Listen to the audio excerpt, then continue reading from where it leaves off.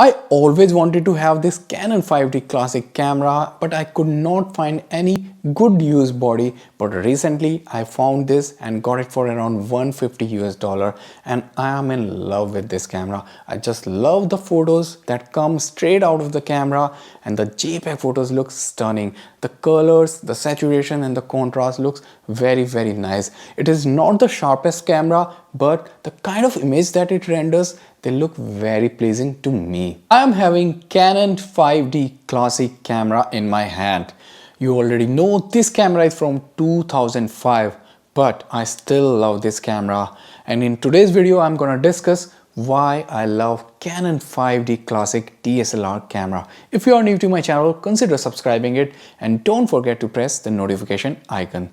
Well, as I already told you, this is from 2005 and still this camera body that I got is in excellent condition. The first reason why I love this camera is because it's a classic camera. It is one of the cheapest full frame camera that you can get in the market, and having a full frame camera obviously gives you more depth of field, better low light performance. And it will not be fair to compare this camera with some of the latest camera, but I really love the kind of colors and the images that I can get directly in the JPEG photos from this camera. This has a 13 megapixel sensor, and 13 megapixel in my opinion is more than enough. Even in today's time, you can make really large prints. The ISO range on this camera goes from 100 to 1600, which you can expand to 3200. So this is not a really good camera for low lighting situation. And one of the downside in this camera is that every time the light is changing, you will have to adjust the ISO value manually, because this camera do not have the auto ISO option inside it. So because of that, it will slow down your process. But I like this thing because that will make you control all the three aspects of photography, that is aperture, shutter speed and ISO, because your entire exposure is based upon these three fundamentals, the exposure triangle. So because of that, you will be able to learn photography in a much better way. If you are using some latest mirrorless camera or any DSLR, those cameras so good with the autofocus and also with the exposure, and the auto ISO works so good on those cameras. So because of that, you are never able to master these three fundamentals of the exposure triangle. But if you use this camera, you will definitely be able to master all the three things: the shutter priority, aperture priority mode, or the fully manual mode, and when to set what ISO. So if you want to learn photography and the basics in a very detailed way, then this camera can be a really good choice for you. And look at the build quality of this camera. It feels really very nice and solid in your hand. It weighs around 890 grams. And from the back it looks like this. So it has a small screen and it's a fixed screen, and it's not a touch screen, although it does the job. When you load your photos onto your laptop, you can see the details in them. And this camera have a CF card instead of a SD card. So the CF card is slightly more robust compared to the regular SD card, which is made of plastic, but this is a bit of metal, so it's a more robust card in my opinion.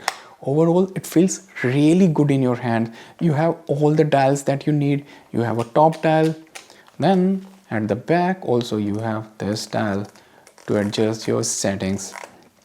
Beside that, the viewfinder is also really very good on this camera, since it is a full frame camera and it has a really nice big viewfinder. From the top, it also have the LCD screen, top LCD screen, so you can see all your settings over here.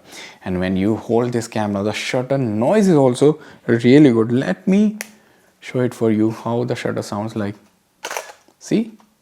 It has a very different kind of sound, and I like the sound of the shutter with this camera. It feels more slightly like a vintage camera, like a film camera, not exactly like a film camera, but it gives you some kind of a feel like that. And I am having this 50mm lens on this camera, and in my opinion, if you use a 50mm lens with this camera, you can get great results, because with 50mm you can get good low light performance and also some really nice portrait photos as well. And on a full frame camera, this 50mm lens can also be a good lens for street photography. And you can get some really nice stunning street photography photos with this camera as well.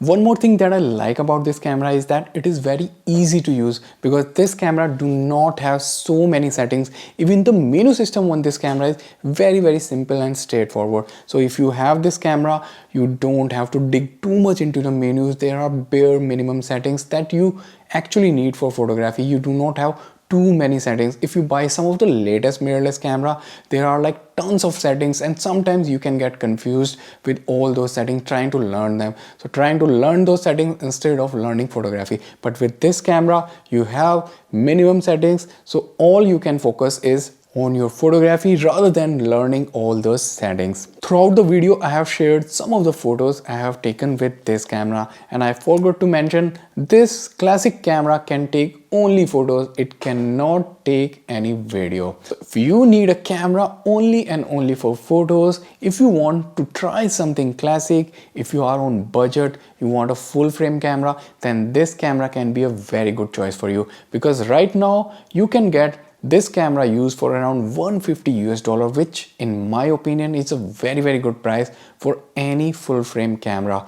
If you use some good lens like this 50mm lens, you can get really very nice photos even in low lighting situation, and also some really nice portrait photos.